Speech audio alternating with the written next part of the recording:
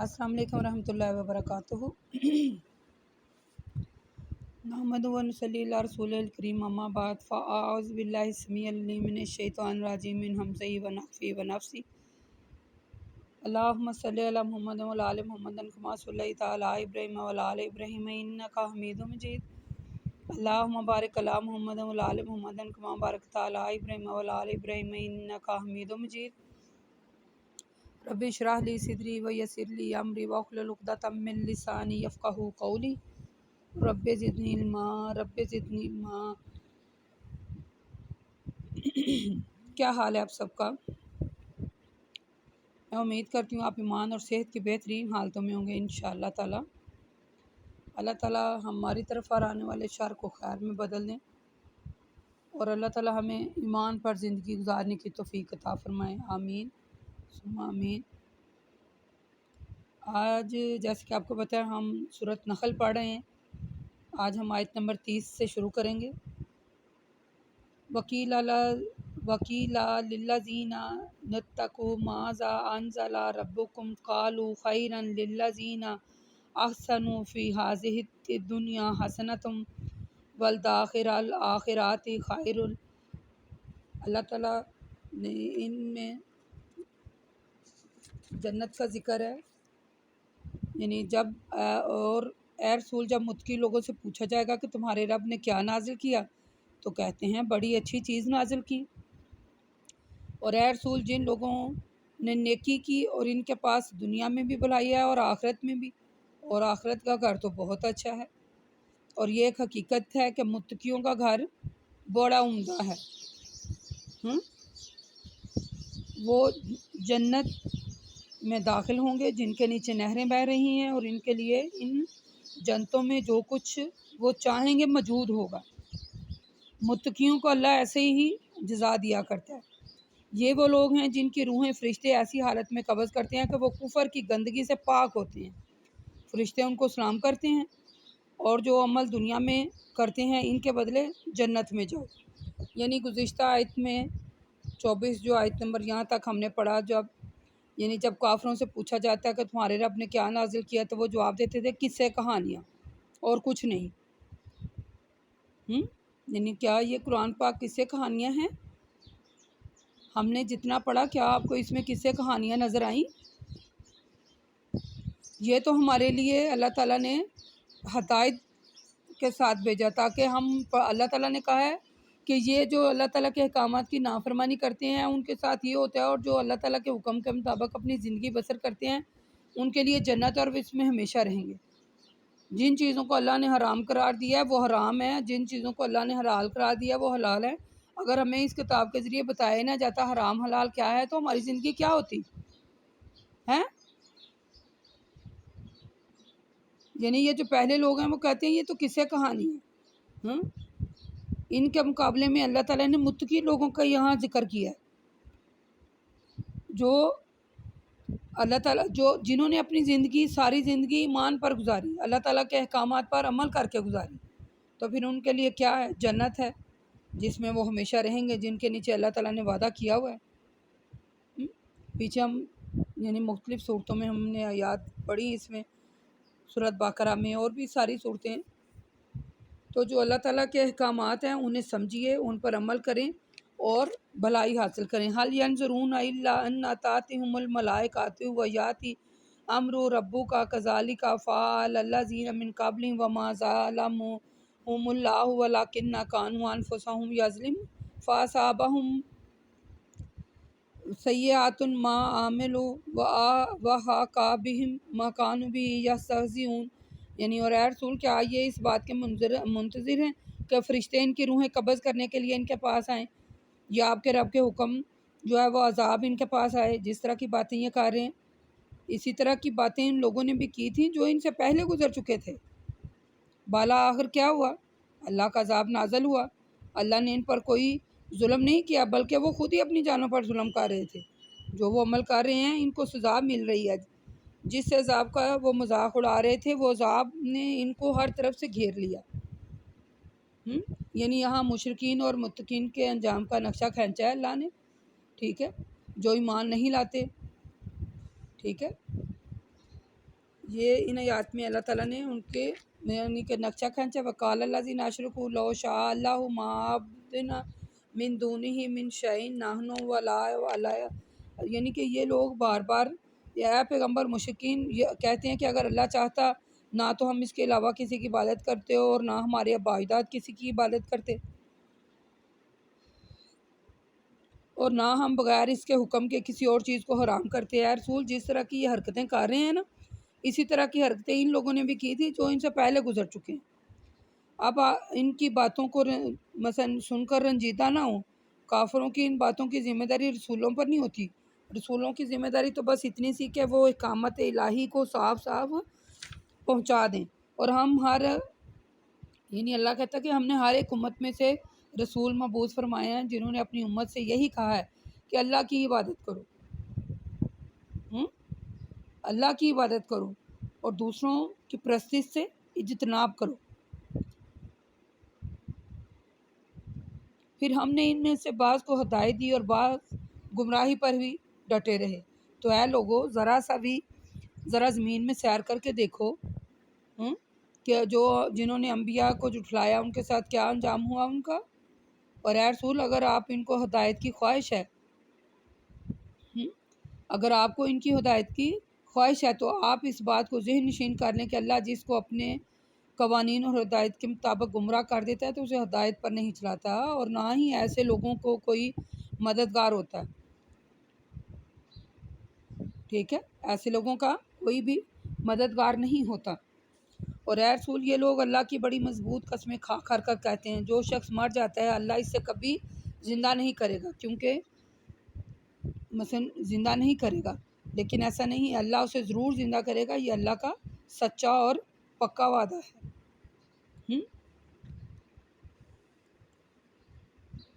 یہ اللہ کا سچا وعدہ ہے، سچا، جس کا پورا کرنا ضروری ہے، لیکن اکثر لوگ نہیں جانتے۔ بل وعدن الیہ حقا ولکن اکثر الناس لا یعلمون، ٹھیک ہے، جسے یہ لوگ نہیں جانتے، وہ دوبارہ زندہ کرنا اس کے لیے ضروری ہے تاکہ جن باتوں میں یہ لوگ اختلاف کر رہے ہیں اللہ ان باتوں کو ظاہر کر دے گا اور کافروں کو معلوم ہو جائے گا کہ وہ غلطی پر تھے۔ اور قیامت کے دن دوبارہ پیدا کرنا ہمارے لیے کچھ مشکل نہیں ہے، ہم تو جس کام کا ارادہ کر لیتے ہیں وہ تو صرف اتنا ہی کہہ دیتے ہیں کہ ہو جا تو وہ ہو جاتا ہے۔ یعنی انما قولنا لشیء اذا ارادنا ان نقول له کن فیکون، یعنی اللہ تعالیٰ نے کفار کو اپنے عذاب سے ڈرایا ہے، ٹھیک ہے، لیکن اس ڈرانے کا کوئی فائدہ نہیں، ان پر اثر نہیں ہو رہا۔ وہ بار بار جیسے پچھلی قومیں جو ہیں وہ باتیں کرتی تھی کہ ہم پر عذاب کیوں آئے گا، اللہ جسے چاہتا ہے ہدایت دیتا ہے، ہمیں بھی اگر اللہ چاہتا ہے ہدایت دیتا ہے۔ یہ محض ان لوگوں کی باتیں ہیں، ہر قوم میں رسول آئے ہیں، وہ رسول اللہ تعالیٰ کا حکم بیان کرتے رہے ہیں، وہ احکامات پڑھ پڑھ کر سناتے رہے ہیں، تو جو لوگ عمل کر لیتے ہیں وہ جنتی ہیں، اور جو لوگ عمل نہیں کرتے وہ اپنا جام خود ہی دیکھ لیں گے۔ ٹھیک ہے، یعنی ان آیتوں کا خلاصہ یہ ہے اس آیت کا کہ عبادت صرف اللہ کے لیے ہے، اللہ کے علاوہ اور کسی کی عبادت نہیں کرنی چاہیے، وہی سب کچھ ہے، حاکم ہے، قادر مطلق ہے، حی القیوم ہے، نظر و نیاز کا مستحق ہے، حاجت روا ہے، مشکل کشا ہے، کارساز ہے، پریشان حال کی فریاد سننے والا ہے، بگڑی بنانے والا ہے۔ کسی دوسرے کو اللہ کے ان صفات اور حقوق میں شریک نہ سمجھیے۔ یہ جو کام میں نے ابھی آپ کو بتایا ہے کہ یہ سب کچھ اللہ، یہ کوئی اور نہیں کر سکتا اور نہ ہی کسی نے کیے ہیں۔ ٹھیک ہے، دیکھیں قیامت کا آنا اور لوگوں کا دوبارہ زندہ ہونا یہ ضروری ہے تاکہ لوگوں کو ان کے اعمال کی سزا اور جزا مل جائے۔ ٹھیک ہے، اور بار بار اللہ تعالیٰ اپنے کتاب میں کہہ رہے ہیں تو یہ باتیں سچ ہیں، ایسا ہی ہوگا، پہلے ہم زندہ ہیں پھر مار جائیں گے پھر زندہ کیے جائیں گے، یہ بات برحق ہے اور ایسے ہی ہوگا۔ والذین ہاجروا فی اللہ من بعد ما ظلمونا، اور اے رسول جن لوگوں نے کافروں کا ظلم سہنے کے بعد ہجرت کی تو ہم ان کو دنیا میں اچھا ٹھکانہ دیں گے اور آخرت میں بھی ان کے لیے حصہ ہے۔ الذین صبروا علی ربہم یتوکلون، یہ وہ لوگ ہیں جنہوں نے تمام مصائب پر صبر کیا اور اپنے رب پر توکل کیا۔ ٹھیک ہے، یعنی ہجرت کی فضیلت بتاتے ہوئے اللہ تعالیٰ نے کہا ہے کہ جو لوگ اللہ کے لیے ہجرت کرتے ہیں، یعنی کافروں کا ظلم و ستم سہنے کے بعد ہجرت کی، تو ہم ضرور ان کو دنیا میں اچھا ٹھکانہ دیں گے اور آخرت میں بھی ان کے لیے اجر ہے جو وہ تکلیفیں برداشت کر رہے ہیں۔ ہجرت کرنے والے جو لوگ ہیں جنہوں نے صبر کیا ہے اور اپنے رب پر توکل کیا ہے، ٹھیک ہے، اور جو انہیں توکل کیا اور ہجرت کی راہ میں جو انہیں تکلیفیں آئی ہیں اور وہ خندہ پیشانی سے برداشت کر رہے ہیں، ان کے صبر پر توکل پر اللہ انہیں اچھا صلہ دے گا دنیا میں بھی اور آخرت میں بھی۔ ہم نے سورۃ بقرہ آیت نمبر 218 میں اور سورۃ آل عمران آیت نمبر 195 میں ہم نے اس کے بارے میں پڑھا تھا، آپ دیکھ لیجئے گا، ٹھیک ہے۔ یعنی اس کے بارے میں ہم نے ان دونوں صورتوں میں یہ جو آیات میں نے بیان کی آپ پڑھ لیجئے گا کہ جو اللہ تعالیٰ کے راستے پر چلتے ہیں، وَمَا أَرْسَلْنَا مِن قَبْلِكَ إِلَّا رِجَالًا نُوحِي إِلَيْهِمْ فَاسْأَلُوا أَهْلَ الذِّكْرِ إِن كُنتُمْ لَا تَعْلَمُونَ۔ بالبینات، پھر اللہ آگے کہتے ہیں رسول آپ سے پہلے ہم نے جتنے رسول بھیجے وہ سب انسان تھے، انہی کی طرف ہم نے وہی بھیجی، اگر تمہیں معلوم ہو تو معلوم نہیں تو اہل کتاب سے پوچھ لو، وہ بھی تصدیق کریں گے کہ یہ رسول انسان ہی ہوا کرتے ہیں، انہی کو ہم نے دلائل اور کتابیں دے کر بھیجا ہے۔ اور اے رسول ہم نے آپ کی طرف یہ ذکر اس لیے نازل کیا تاکہ اس ذکر کی جو لوگ ہدایت کے لیے جنہیں چنا ہے ان کی طرف نازل کیا گیا ہے، آپ ان کے لیے یعنی کہ تشریح کر دیں تاکہ یہ لوگ اپنے انجام کے متعلق غور و فکر کریں اور سرکشی سے باز رہیں، ٹھیک ہے۔ مجھے تو ان آیات کے سیاق و سباق سے معلوم ہوتا ہے کہ کفار اس بات کو یعنی کہ سمجھتے ہی نہیں تھے کہ کوئی انسانوں کی ہدایت کے لیے بھیجا جاتا ہے۔ کبھی وہ جب رسول صلی اللہ علیہ وآلہ وسلم نے نبوت کا دعویٰ کیا تو وہ اعتراض کرتے تھے اور جھٹلاتے تھے، تو پھر اللہ تعالیٰ نے مثلا بار بار قرآن پاک میں جو یہ اعتراض کرتے تھے اور جھٹلاتے تھے کئی جگہ ذکر ہوا ہے، اور پھر اللہ تعالیٰ نے ان کے اعتراض کا جواب بھی دیا ہے، ٹھیک ہے۔ اللہ تعالیٰ نے رسول مبعوث کیے ہیں نا۔ سورۃ آل عمران آیت نمبر 58 میں ہم نے اس کے بارے میں پڑھا تھا، ٹھیک ہے۔ یہ میں زیادہ اس کا ترجمہ کر رہی ہوں، تفصیل تھوڑی بیان کر رہی ہوں کیونکہ ہم یہ پیچھے پڑھ رہے ہیں تو پھر ہم اس لیے آگے زیادہ یعنی کہ تلاوت کر رہے ہیں اور ترجمہ پڑھ رہے ہیں۔ اب یقیناً آپ کو سمجھ آ رہی ہوگی کہ اللہ تعالیٰ یعنی کہ ہمیں جنت کی طرف بلا رہے ہیں تاکہ دنیا میں ہم ایمان لا کر اچھی زندگی بسر کریں اور دنیا میں بھی اس کا اجر ہوگا اور آخرت میں بھی اس کا اجر ہوگا۔ آگے اللہ تعالیٰ کہتے ہیں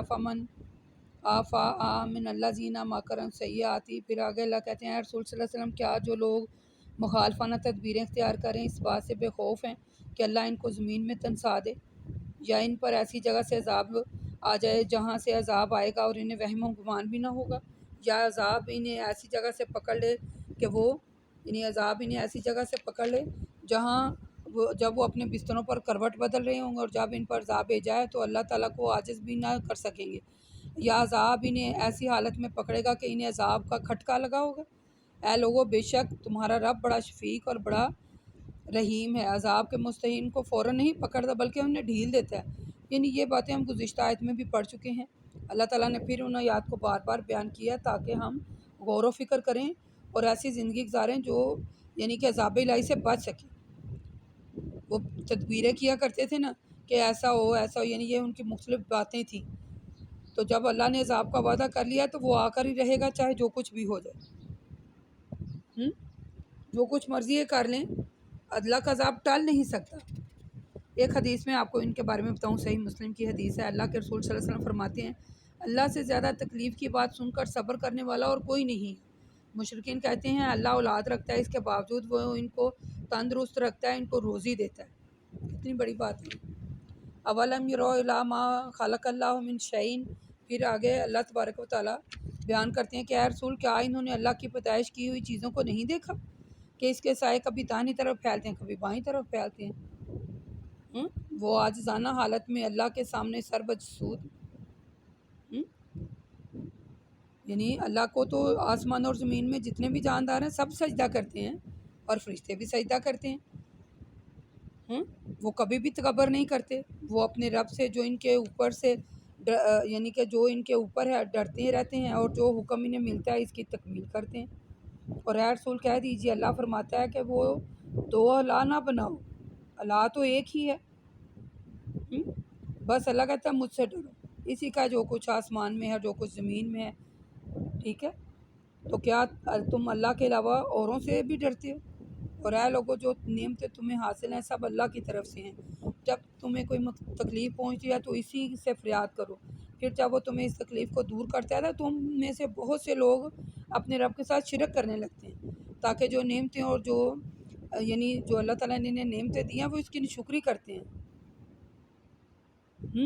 تو یہ چند روز کا فائدہ ہے، ٹھیک ہے؟ اللہ تعالیٰ نے مشرکین سے کہا ہے کہ اے مشرکین، دنیا کا چند روزہ فائدہ اٹھا لو، پھر تمہیں معلوم ہو جائے گا کہ یعنی کہ مشرکین کا انجام کیا ہوا کرتا ہے۔ لیکن وہ یہ نہیں جان رہے ہیں۔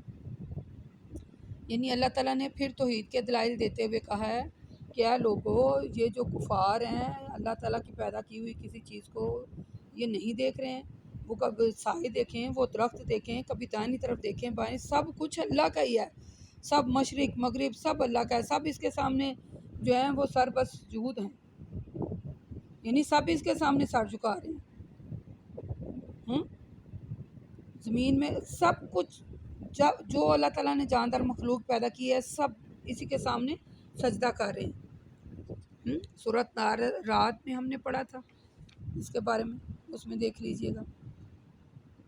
یعنی اللہ تعالیٰ بار بار اپنے یعنی سورۃ ابراہیم میں آیت نمبر 34 میں بھی ہم نے پڑھا تھا، اس میں بھی آپ کو دیکھ لینا، پیچھے ہم پڑھ کر آئے ہیں۔ سورۃ نساء آیت نمبر 77 میں، سورۃ آل عمران آیت نمبر 197 میں بھی ہم نے اس کے بارے میں پڑھا تھا کہ اللہ تعالیٰ کہتے ہیں کہ اللہ کی قسم، دنیا اور آخرت کے مقابلے میں تم میں سے یہ انگلی یعنی کلمہ شہادت، یعنی وہ ہم نے پڑھا تھا نا، سمندر میں انگلی ڈالنے بندہ تو جتنا پانی سمندر کو لگتا ہے اللہ کو اتنا فرق بھی نہیں پڑتا۔ تو آج کے لیے میرے حال اتنا ہی کافی ہے۔ اللہ تعالیٰ سے دعا ہے کہ اللہ تعالیٰ جو ہم پڑھ رہے ہیں اس کو صحیح پڑھ کر صحیح سمجھنے کی توفیق عطا فرما، اور اللہ ہمیں کبھی بھی تنہا نہ چھوڑنا۔ یا اللہ ہمیں اپنی حفظ و مان میں رکھنا، اور جو کچھ پڑھنے پڑھانے میں اور میرے پڑھنے میں جو کچھ بھی غلطیاں ہوں، پڑھنے میں تلاوت کرنے میں زیر زبر کوئی بھی غلطی ہو، یا اللہ ہمیں معاف فرمانا۔ تو آج کے لیے اتنا ہی کافی ہے۔ اقول قولی ھذا استغفر اللہ استغفر اللہ استغفر اللہ۔ اللہ میرے اور آپ کے پڑھنے اور پڑھانے میں اللہ تعالیٰ ہماری مدد کریں، اور اللہ تعالیٰ ہمیں سمجھنے، میرے اور آپ کے سمجھنے میں اللہ تعالیٰ ہمیں ہدایت دیں، اور ہمیں سیدھے راستے پر چلائیں۔ آمین۔